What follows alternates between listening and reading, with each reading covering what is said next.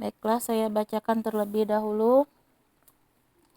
A'udzu billahi minasy syaithanir rajim. Bismillahirrahmanirrahim. Wa ma lahum alla yu'adzibahumullahu wa hum yasudduna 'anil masjidil haram. Anil masjidil harami wa ma kanu awliya'ah in awliya'uhu illal muttaquna walakinna aktsarahum la ya'lamun. Wa ma lahum, dan mengapa mereka Allah tidak akan yu'adzibahum, menyiksa mereka Allah. Wahum, padahal mereka yasudduna, menghalang-halangi anil masjidil haram, dari masjid al-haram. Wa ma kanu, dan mereka bukanlah awliya'ah, para penguasanya. In awliya'uhu, tidaklah para penguasanya illa, kecuali al-muttaquna, orang-orang yang bertakwa. Walakinna, akan tetapi, aksarahum, kebanyakan mereka, la ya'lamun, mereka tidak mengetahui. Nah, jadi ayat 34 ini Allah menegaskan ya mengapa Allah belum menurunkan siksa ya kepada kaum kafir Quraisy ya, yang dimana mereka menghalang-halangi ya orang-orang muslim untuk datang ke Masjidil Haram ya, kemudian mengganggu ya orang-orang beribadah. Nah, di sini Allah jelaskan ya, karena orang-orang kafir ini ya, ketika Rasulullah hijrah ya ke Madinah, maka mereka lah yang menguasai ya Masjidil Haram. Nah, mereka merasa bahwa mereka lah yang menjadi penerus ya untuk menjaga Masjidil Haram. Nah, maka di sini Allah membantah ya pernyataan mereka bahwa kata Allah, yang berhak ya untuk menguasai Masjidil Haram ini hanyalah orang-orang yang bertakwa. Nah, jadi bukan karena keturunan ya, karena Bani Israel ya sebagian itu ya, mereka orang-orang kafir Quraisy juga mereka mengaku ya keturunan Nabi Ibrahim, maka mereka merasa berhak ya untuk menguasai Masjidil Haram. Namun di sini Allah bantah, penguasaan Masjidil Haram itu diberikan kepada orang-orang yang bertakwa. Jadi bukan karena keturunan ataupun nasab ya. Jadi yang berhak menguasai hanya orang-orang yang beriman ya, bertakwa. Jadi di sini berdasarkan akidah Islam ya. Jadi bukan orang-orang kafir hanya karena mereka ya kebetulan menguasai Mekah ketika itu. Nah, jadi Allah memang belum menurunkan ya siksa ya kepada orang-orang kafir ini, karena Allah tegaskan ya waktu itu Rasulullah memang masih ada di Mekah ya. Jadi ketika mereka meminta azab itu diturunkan ya, Allah baru menurunkan ya, bukan karena Allah tidak kuasa ya, tapi karena Allah masih menahan azab itu karena ada Rasulullah. Nah, di ayat sebelumnya Allah menegaskan ada dua hal ya yang bisa melindungi suatu kaum itu dari suatu azab ya, maupun bencana maupun siksa Allah. Yang pertama yaitu karena adanya Rasulullah ya di tengah-tengah kaum muslimin, di tengah-tengah kita ya, ketika itu di tengah-tengah kaum muslim, di tengah-tengah orang kafir ada Rasulullah, maka azab itu tidak akan Allah turunkan ya, bentuk kasih sayang Allah kepada Rasulullah.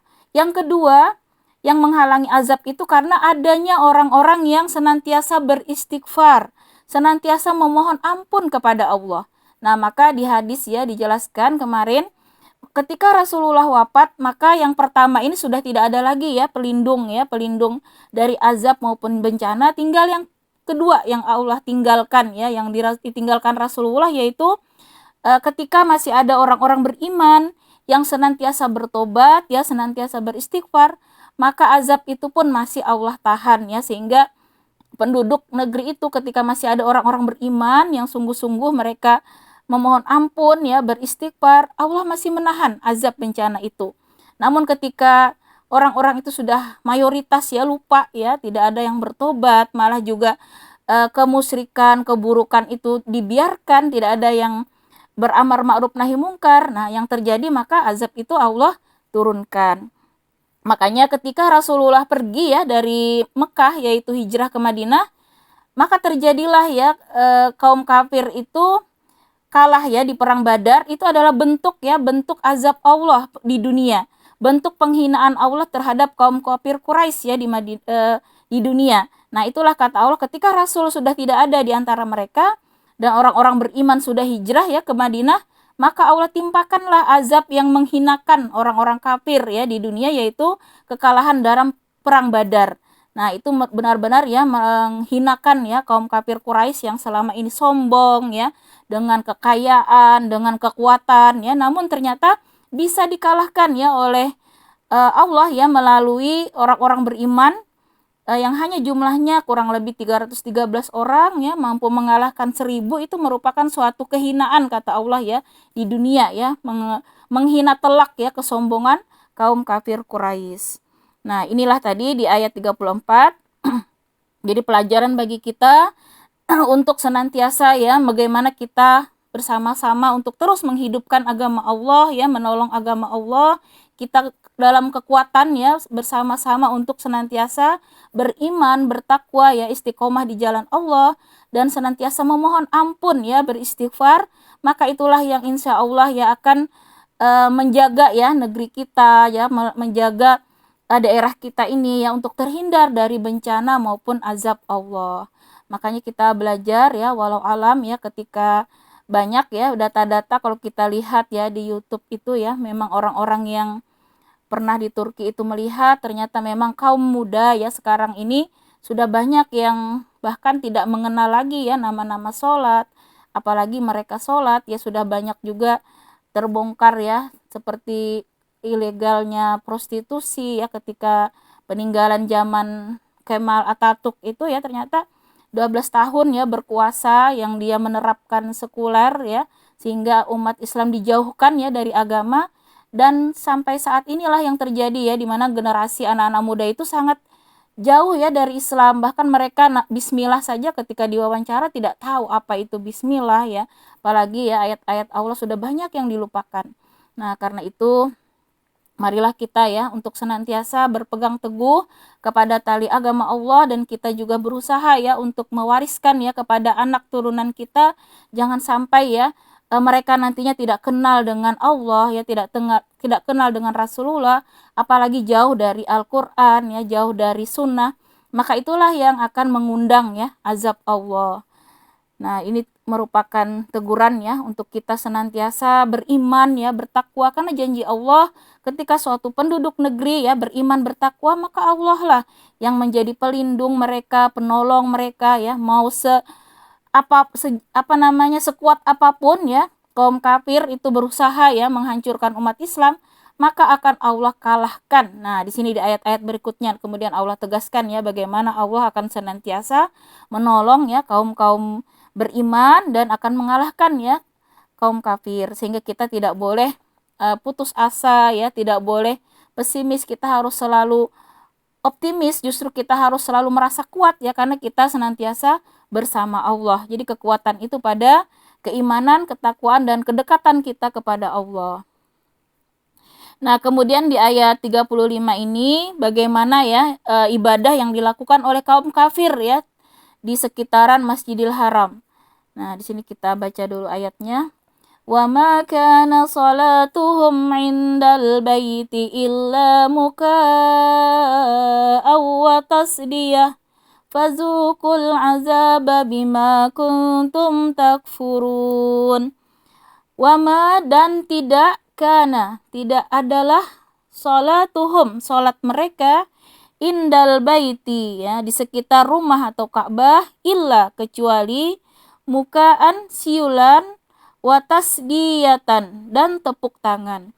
Fazuku, maka rasakanlah, al-azab, siksaan, bima, karena apa yang kuntum, kalian adalah, takfurun, kalian ingkari. Nah, di sini Allah memberikan gambaran ya bagaimana ibadah yang dilakukan oleh kaum kafir. Jadi mereka itu bertawaf ya, tawaf di Baitullah, di seputaran Ka'bah itu dengan bertelanjang ya, kemudian mereka sambil bernyanyi-nyanyi, bersiul, bertepuk tangan ya. Itu merupakan penyimpangan ya yang sangat jauh ya, sebagaimana syariat Ibrahim yang ketika itu sebenarnya masih ada ya orang-orang yang menerapkan dengan benar ya, namun orang-orang kafir ini menyimpang ya dari ajaran yang Allah turunkan. Nah, ini juga pelajaran bagi kita karena di akhir-akhir ini di medsos juga sudah banyak ya ibu-ibu, kalau kita lihat ada yang pengajian itu sambil dangdutan ya, kemudian sawer-sawer artis-artis yang berpakaian minim ya, nauzubillah summa nauzubillah. Nah, ini sudah tanda-tanda ya, tanda-tanda sudah menyimpangkan ya ibadah itu ya, walaupun kedoknya di situ pengajian ya, tapi kalau diisi kemungkaran maka Allah tidak sudi ya, tidak ridho. Nah, kan ada juga kadang sampai di kuburan itu ya, orang-orang melakukan ritual-ritual yang bertentangan ya dengan syariat. Inilah teguran dari Allah. Maka kita harus waspada, jangan kreatif ya, kalau ibadah itu kita tidak boleh membuat-buat hal baru. Nah, karena ibadah yang Allah turunkan melalui Rasulullah yang dituntunkan itu sudah sempurna. Jadi kita tidak boleh ya untuk menambah. Nah, bid'ah namanya ya. Bid'ah itu kalau sudah menambah-nambah yang di luar dari syariat. Nah, karena ternyata banyak ya, kalau kita lihat di medsos itu sampai nauzubillah min zalik ya, ibu-ibu, kita lihat ada seorang qari'ah ya mengaji ya, baca Al-Quran disawer ya, dilempari uang, nauzubillah ya, summa nauzubillah. Jadi inilah gambaran ternyata ya kejahilian itu ketika umat Islam ini sudah tidak berpegang teguh ya kepada Al-Quran, tidak mau mengkaji ya Al-Quran dan Sunnah ini, maka yang terjadi seperti itu ya, sedikit-sedikit mereka akhirnya keluar ya, keluar dari tuntunan. Nah, yang terjadi saat ini makanya kita lihat ya, banyak sekali penyimpangan ya, alasannya beribadah, tapi ketika yang dilakukan itu sudah menyalahi ya aturan Allah, maka inilah ya yang Allah ancamkan ya, seperti di sini tadi di ayat 35 kata Allah, maka rasakanlah azab ya disebabkan kekafiranmu. Nah, ini kalau janji Allah sudah azab, ini Allah sangat murka berarti ya, ketika terjadi penyimpangan-penyimpangan ya dalam ritual-ritual ibadah ya yang sudah menyalahi tuntunan dari Allah maupun Rasulullah. Nah, kemudian di ayat 36 Allah menceritakan ya bagaimana orang-orang kafir ini ya sedaya upaya ya mereka berusaha di sini untuk menghalangi ya umat Islam ya dalam hal keimanannya. Nah, jadi mereka ini segala cara supaya umat Islam itu murtad ya. Segala upaya mereka lakukan. Di sini Allah bongkar ya upaya yang mereka lakukan. Innallazina kafaru yunfiquna amwalahum liyasuddu an sabilillah fasayunfiqunaha thumma takunu alaihim hasratan thumma yughlabun wallazina kafaru ila jahannama yusyarun. Innallazina, sesungguhnya orang-orang kafaru, mereka yang kafir, yunfiquna, mereka akan menginfakkan amwalahum, harta-harta mereka, liyasuddu, untuk menghalangi an sabilillah, dari jalan Allah. Fasayunfiqunaha, maka mereka menginfakkannya, summa, kemudian takunu, jadilah, alaihim, atas atau pada mereka, hasratan, penyesalan, summa, kemudian yuglabun, mereka dikalahkan. Wallazina, dan orang-orang yang kafaru, mereka yang kafir, ila, kepada jahannam, neraka jahanam, yuhsyarun, mereka dikumpulkan. Nah, inilah ya tabiat ya orang-orang kafir.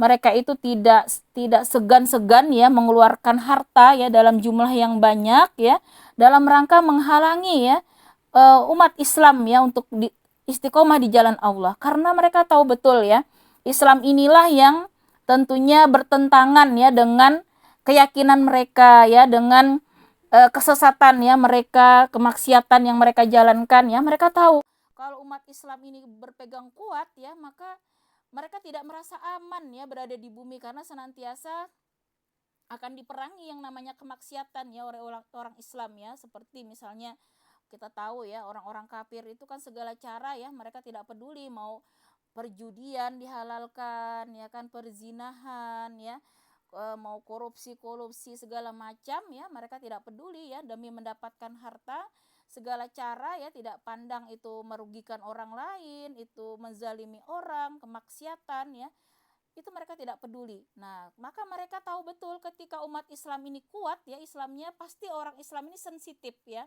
Pasti orang Islam ini tidak akan tenang ya kalau melihat kemaksiatan ya, pasti akan berusaha beramar ma'ruf nahi mungkar. Nah, makanya ketika umat Islam itu diam ya, melihat kemungkaran, tidur, itu mereka merasa aman ya.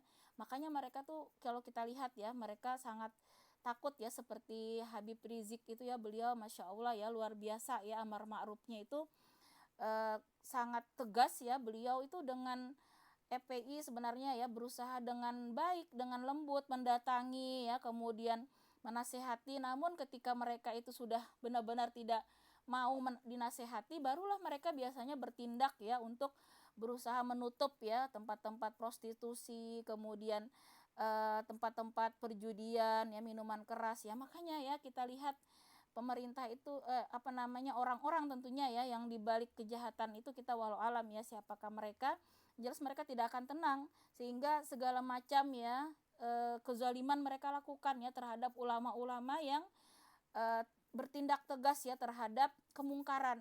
Nah, sebenarnya kita itu aset ya bagi umat Islam ya, orang-orang ulama yang tegas seperti itu ya, dan kita mendoakan ya mudah-mudahan Allah yang memberikan mereka ya keselamatan, perlindungan ya, karena itu juga ujian ya buat umat Islam ya, ketika umat Islam ini tidur ibaratnya ya, itulah yang terjadi, ulama-ulama itu difitnah pun ya merasa tidak tidak sensitif ya, diam ya. Harusnya kita umat Islam melihat ya bagaimana kezaliman itu nyata ya, ketika 6 orang kita lihat ya waktu itu anggota FPI ditembak ya sampai meninggal, itu tidak ada kasus hukum yang dilanjutkan ya. Itu harusnya menjadi tantangan berat ya buat umat Islam, ketidakadilan ya, kezaliman kepada para ulama.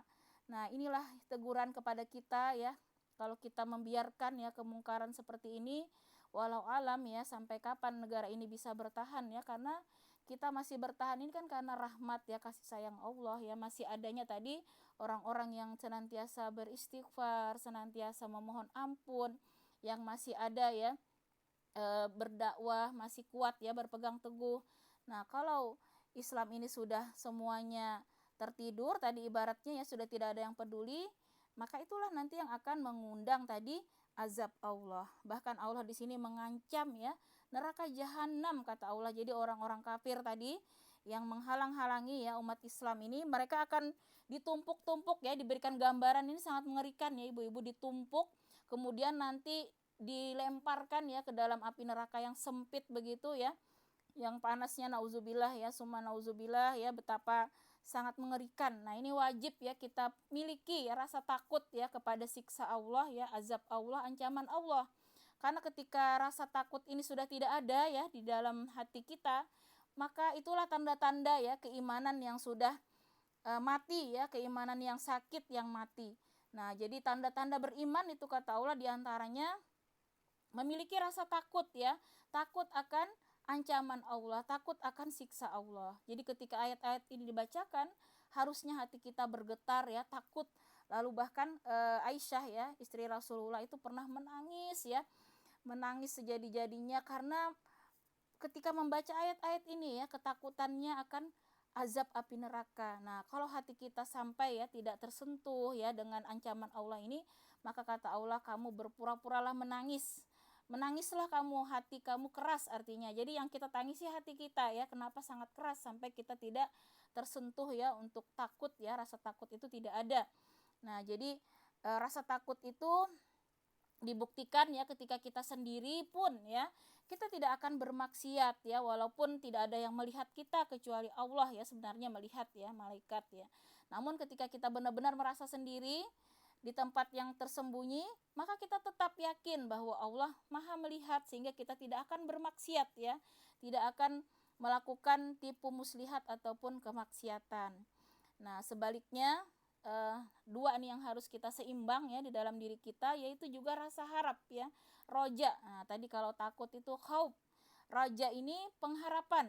Nah, bagaimana memunculkan rasa harap? Tentunya kita berusaha ya. Misalnya nih, kalau kita misalnya menanam padi, kemudian kita bersihkan dari rumput pengganggu ya, kita siram, kita pupuk, maka kita akan ada harapan untuk memanen ya.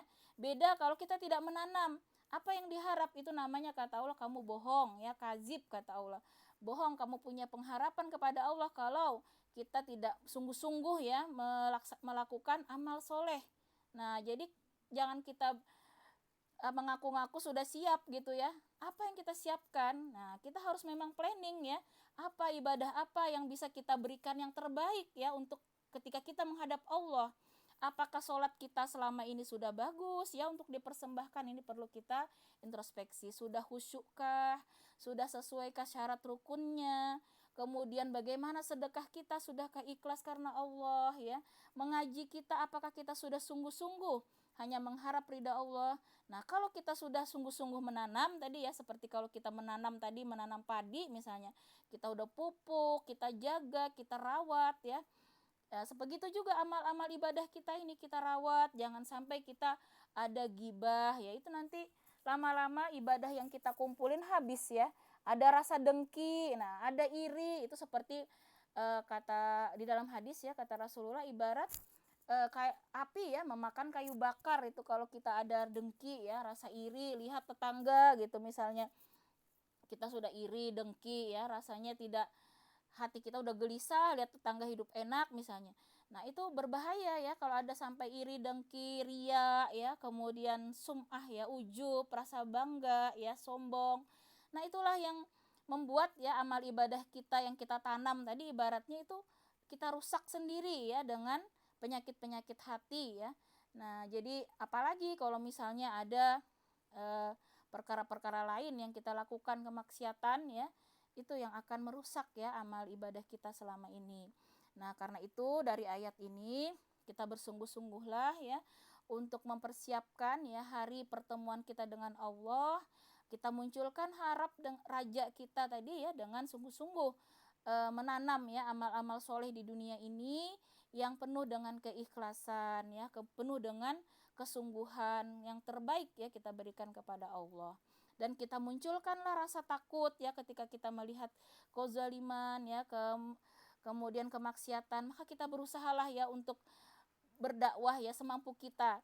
Nah, baik dengan lisan kita ya, dengan tulisan kita, dengan misalnya kalau kita punya kekuasaan dengan kekuasaan ya.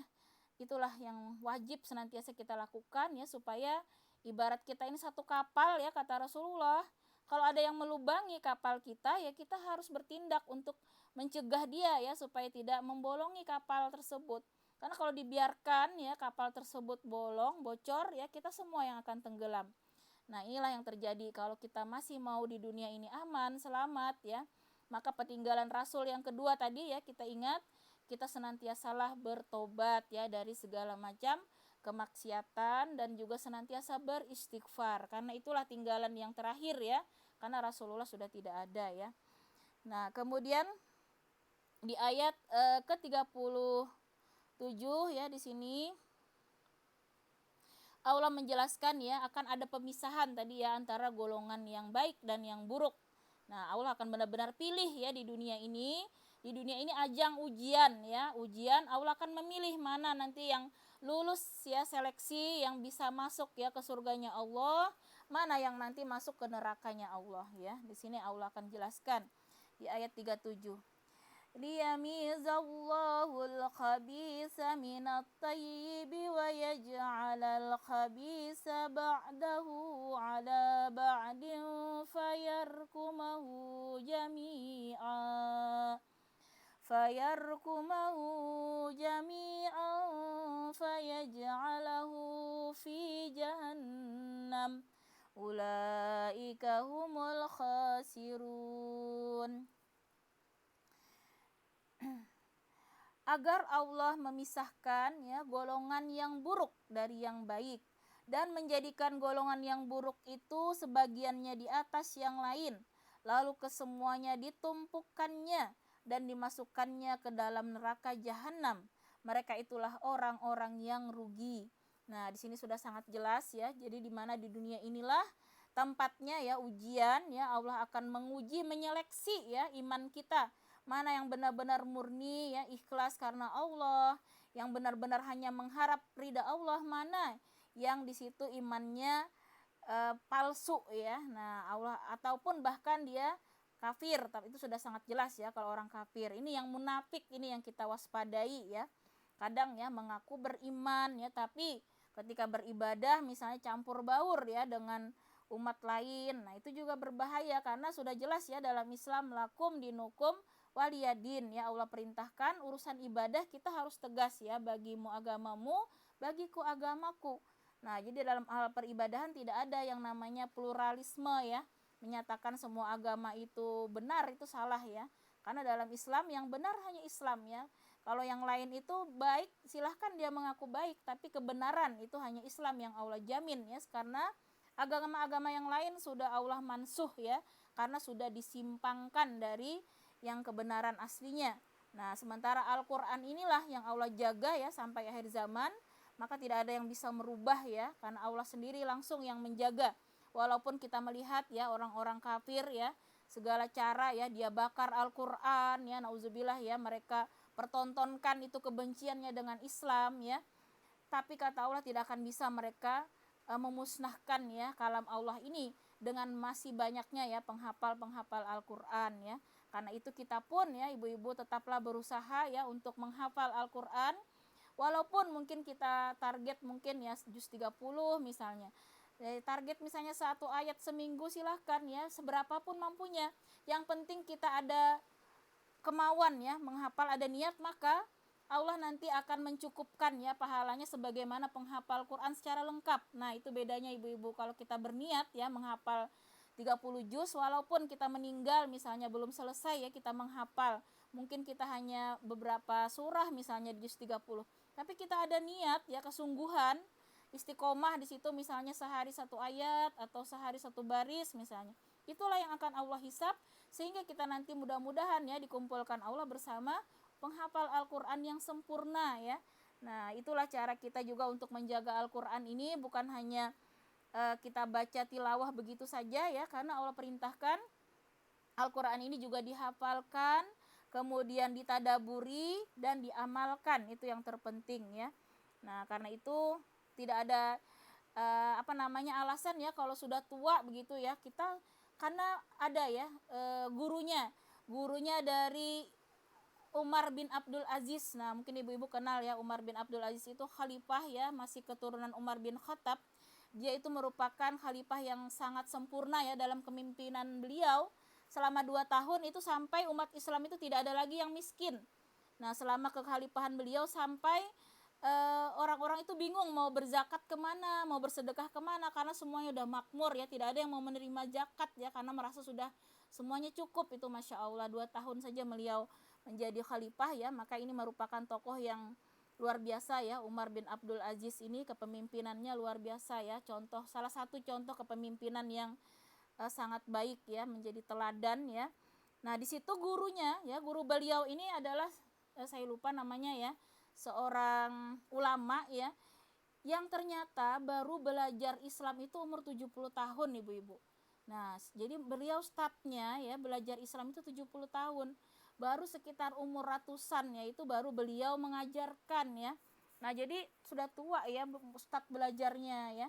Ternyata bisa ya beliau sampai jadi seorang ahli ilmu ya, sampai tadi muridnya pun luar biasa ya. Kalau kita lihat muridnya Umar bin Abdul Aziz, berarti gurunya luar biasa di situ ya kemampuannya. Nah, jadi kita di sini menjadi motivasi kita ya, tidak ada alasan sudah tua, sudah ini kita nggak mau lagi belajar. Jadi tidak ada kata menyerah ya dalam talabul ilmi ini, tidak memandang usia, karena banyak juga ternyata ulama-ulama zaman dahulu itu yang start belajarnya itu bahkan dari usia-usia uzur ya, kesadarannya baru muncul gitu. Tapi Masya Allah ya, dengan kesungguhan akhirnya mereka bisa ya menguasai ilmu, dengan akhirnya juga mencetak ya murid-murid yang luar biasa ya, sampai saat ini kita diwariskan ya ilmu-ilmu tersebut. Karena banyak juga ternyata orang-orang yang sepuh-sepuh ya bisa hafal Quran ya dalam waktu berapa tahun ya. Ini motivasi kita ya ibu-ibu. Salah satunya tadi ya untuk menjaga ya kalam Allah ini supaya tetap ya terpelihara. Nah, karena kita melihat tadi ya orang-orang kafir ini segala cara ya mereka mau menghancurkan Islam ya. Nah, sebagaimana di sini tapi Allah kemudian janjikan bagaimana akhir mereka ya. Mereka ini menjadi golongan yang sangat buruk ya di sisi Allah, dan mereka nanti akan dikumpulkan semuanya ke dalam neraka jahanam kata Allah. Dan itulah kata Allah orang-orang yang rugi. Nah, jadi Allah sudah jelaskan ya bahwa orang-orang yang buruk ini selama di dunia yang tidak mau ya menyambut ya seruan Allah ya, maka inilah orang-orang yang buruk ya, yang menjauhi Islam ya, yang tidak mau menuntut ilmu, yang senantiasa merasa cukup ya. Hati-hati, karena ya iman ini ya kalau tidak kita rawat, tidak kita pupuk ya, tidak kita pelihara, lama-lama dia akan sakit ya, akan mati ya. Dan akhirnya kalau sudah mati ya itu tadi ya, seperti orang-orang kafir ini, dia seperti orang yang bisu, tuli ya, namanya sudah mati. Tidak ada lagi sensitifnya, dia hidup hanya untuk dunia. Nah, ini hati-hati nih, kalau sudah hidup itu untuk dunia saja, bahkan tidak ada ya porsi untuk akhiratnya, maka inilah termasuk tadi orang-orang yang rugi kata Allah. Nah, kemudian di ayat ke-38, Qul lillazina kafaru iyantahu yughfar lahum ma qad salaf wa iyaudu faqad madat sunnatul awwalin. Katakanlah kepada orang-orang kafir itu, nah jika mereka berhenti dari kekafirannya, niscaya Allah akan mengampuni dosa-dosa mereka yang telah lalu. Dan jika mereka kembali memerangi Nabi, sungguh berlaku kepada mereka sunnah Allah terhadap orang-orang dahulu, yaitu dibinasakan. Nah, Masya Allah ya, Allah ini luar biasa cintanya ya kepada ciptaannya, makhluk yang bernama manusia ini ya, tidak peduli mau dia jahat kafir ya, maka Allah berikan di sini kesempatan. Nah, jadi Allah beri kesempatan kalau mau berhenti kata Allah dari kekafirannya, kemudian tadi ya mereka bertobat ya dari dosa-dosanya, maka Allah akan ampuni. Bahkan kata Allah di sini, mereka seperti bayi yang baru lahir nantinya ya, ketika dia masuk Islam, bertobat ya, maka luar biasa semua dosa-dosa di saat dia kafir itu terhapus semuanya. Masya Allah. Jadi kita pun ya yang umat Islam yang selama ini ya mungkin masih ada dosa-dosa yang lupa kita taubati. Nah, jangankan dosa-dosa ini ya, dosa musyrik saja di sini Allah akan ampuni selama dia masih hidup ya di dunia ini. Nah, karena itu wajib ya hukumnya bertobat ini ya ibu-ibu. Kalau kita salah jangan penunda-nunda, langsunglah kita bertobat ya saat itu juga. Karena kita tidak tahu ya detik keberapa kita sudah tidak ada lagi kesempatan ya. Jadi namanya dosa itu harus segera kita taubati ya. Misalnya nih tidak sadar ya ngobrolin orang, misalnya gibah ya. Nah, itu kalau menurut ulama, kalau orangnya belum dengar ya, yang digibahi belum dengar, langsunglah kita beristighfar ya, mohon ampun kepada Allah, langsunglah kita mendoakan kebaikan ya bagi orang yang kita gibahi ini, kita mohon ampun, gak usah disampaikan ya, tadi aku ngomongin ini gak usah, karena dia belum dengar ya, kita langsung segera bertobat kepada Allah, mendoakan kebaikan ya untuk orang tersebut. Nah, jangan ditunda-tunda, karena ini yang sering ya ibu-ibu itu penyakitnya kadang ya kalau sedang ngumpul gitu ya, kadang lupa ya. Nah, muncul lagi gibah kadang ya. Kemudian apalagi kalau sampai dusta ya, adu domba, namimah ya.